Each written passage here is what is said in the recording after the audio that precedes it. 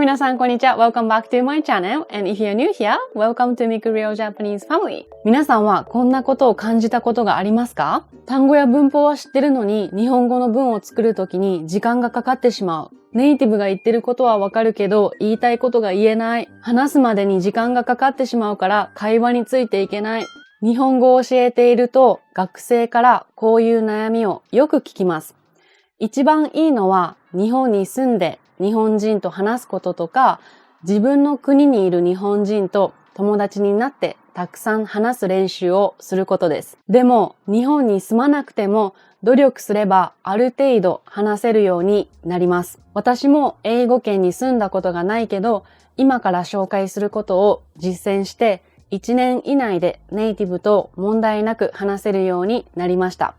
私の生徒さんにもおすすめしていて、これを実践した人は考えてから話すまでのスピードが速くなったし、話すことに自信が持てるようになったと言っていました。今日は日本に住まなくても日本語が早く話せるようになる5つのコツを皆さんに紹介したいと思います。このチャンネルでは日本語の文法、会話、便利な表現などの動画をアップロードしているので、日本語を勉強している人はぜひチャンネル登録してください。じゃあ早速始めましょう。一つ目、とにかく真似をする。モノマネが得意な人は外国語の習得が早いと思います。赤ちゃんが言葉を学ぶときも、まずはたくさん聞いて、お母さんとかお父さんが言ってることを真似しますよね。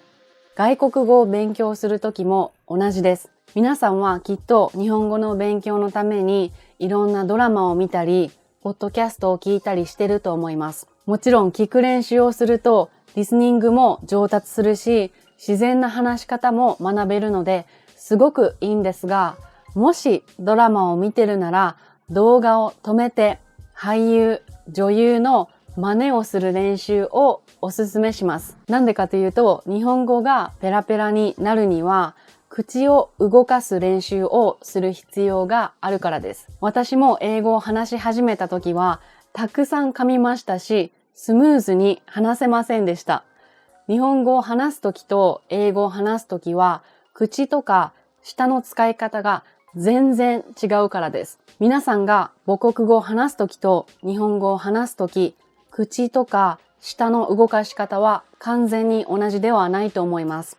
発音の仕方も違うこともあると思います。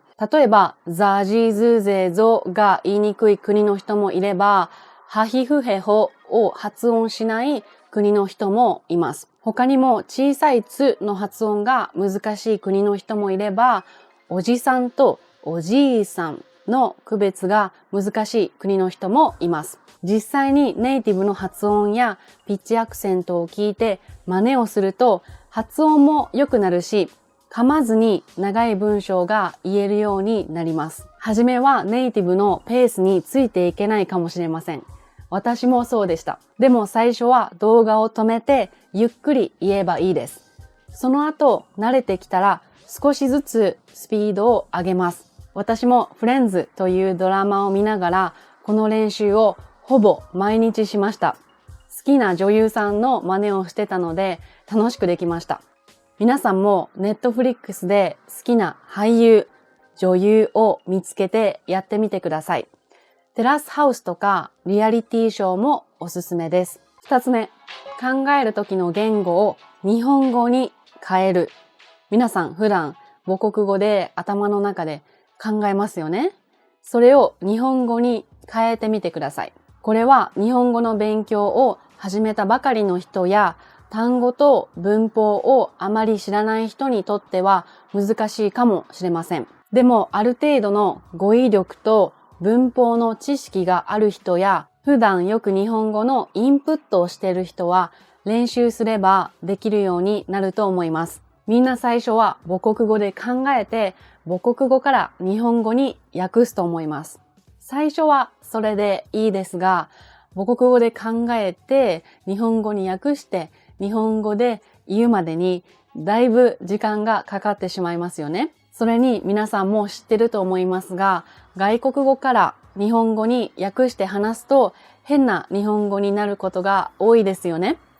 でも、日本語で考えることを習慣にすると、日本語で考えてから話すだけなので、スピードが速くなるし、自然な日本語が話せるようになります。でも、自然な日本語知らないから、そんなことできないよ。そうだよね、マルコ。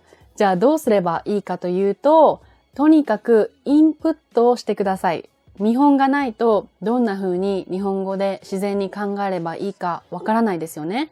だからまずできるだけインプットしましょう。で、ここが大切なポイントなんですけど、ただ聞くだけじゃなくて、ドラマを見てるときとか、ポッドキャストを聞いてるときに、ネイティブが使ってる単語や表現をノートにメモしましょう。そうすると少しずつ自然な表現の仕方が分かってきますし、語彙力も高まります。この方法は特によく頭の中でいろいろ考える人におすすめです。3つ目、日本語で考えるだけじゃなくて、独り言を日本語に変える。日本語で考えるだけじゃなくて、それを声に出して言う習慣を身につけると、考えてから言うスピードが速くなります。これのいいところは、まず誰とも話してないから間違えるのが怖くないし、これを習慣にするとネイティブを目の前にしても焦らずに話せるようになります。これは私にとってすごく効果的でした。なんでかというと、これをする前はいきなりネイティブと話そうとすると緊張して言葉が出ないことがよくありました。頭の中で文章を作れても、それをうまく言葉にできなかったんですね。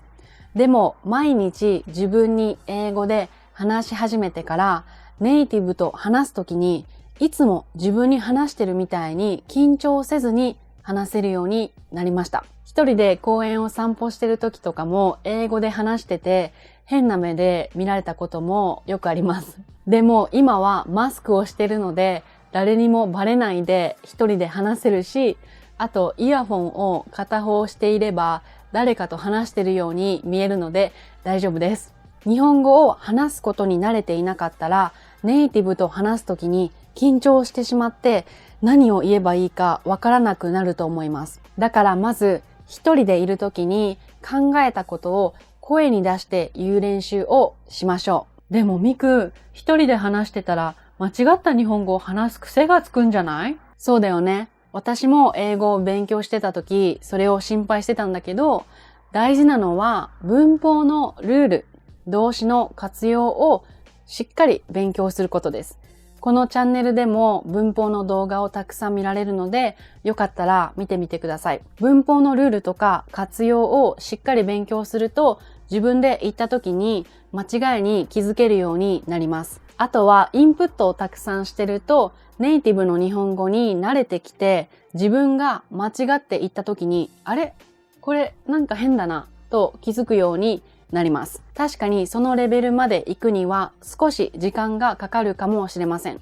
でも続ければ絶対にできるようになります。絶対最初はみんな間違えるけど、少しずつ改善していけばいいから、最初から怖がる必要はないと思います。もしできれば、ハロートークというアプリで日本人と友達になって言語交換をするといいと思います。で、日本人はみんなが間違えた時も直してくれないかもしれないので、最初から間違えていたら直してもらえますかと言いましょう。4つ目、シャドーイングをする。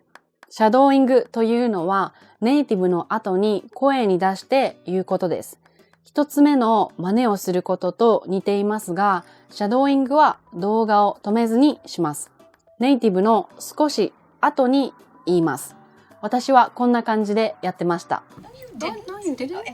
And honey, just so you know, now that you're marrying me, you don't get the ring anymore.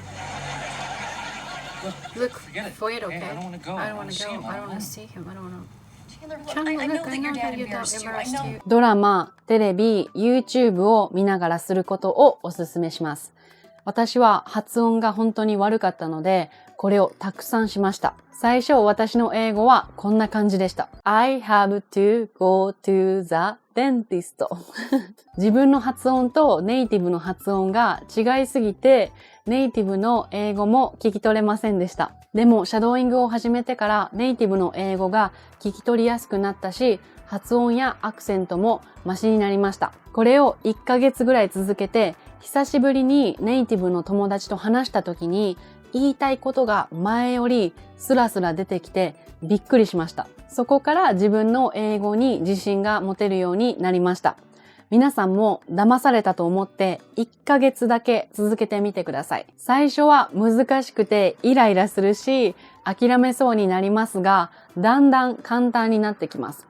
あと、できれば好きな映画とか好きなものを見ながらした方が楽しめます。アニメのキャラクターでシャドーイングすることはおすすめしません。理由はもうみんなわかりますよね。誰も、だってばよなんて言いませんね。なので、アニメのキャラクターでシャドーイングはしないでください。最後、学んだことを使う習慣を身につける。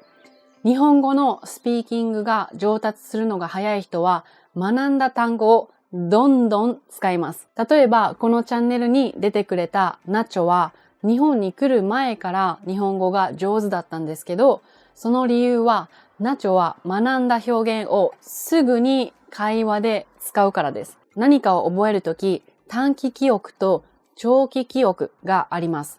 新しい単語を学んでも、それは短期記憶にしか残らないことが多いです。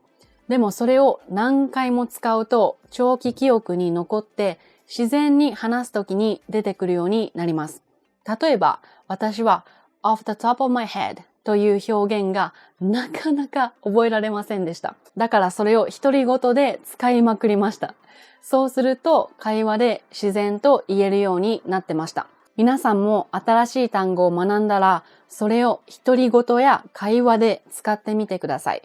ただノートに書くときはすぐに忘れるけど、意識してたくさん使うと、それがいつの間にかいつも使う単語に変わります。そうやっていつも使う単語や表現を増やしていけば、言いたいことが言えないと感じることがなくなってきます。そうすると脳が日本語を勉強するのは楽しいんだと思い始めます。そうなれば自然にもっと勉強したいと思うようになります。そこまでが大変ですが、本当にペラペラになりたいと思っている人は絶対にできると思います。あとは学んだことが長期記憶に残りやすくするためには楽しい、面白いと思いながら勉強することが大切です。ドーパミンが出ている時の方が長期記憶に残りやすくなると言われています。だからアニメが好きな人はアニメを見る。好きなドラマがあるならそれを見る。人と話すのが好きならアプリで友達を作って人と話す。とにかく楽しく日本語が勉強できる環境を自分で作ることが大切です。OK、これが私の早く話せるようになるための5つのコツです。これは私が英語とかスペイン語を勉強していた時に実際にやってみて効果があった方法です。あと、日本語を話すのが上手な学生がよく実践していることです。でも人によって効果がある勉強方法は違うと思います。皆さんは外国語を勉強するとき、どんなことをしていますか？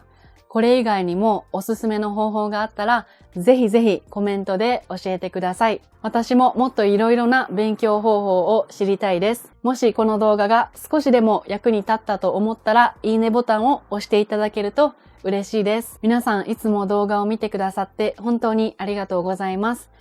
コメントもすごく励みになります。本当に感謝してます。じゃあまた次の動画で会いましょう。またねー。バイバーイ。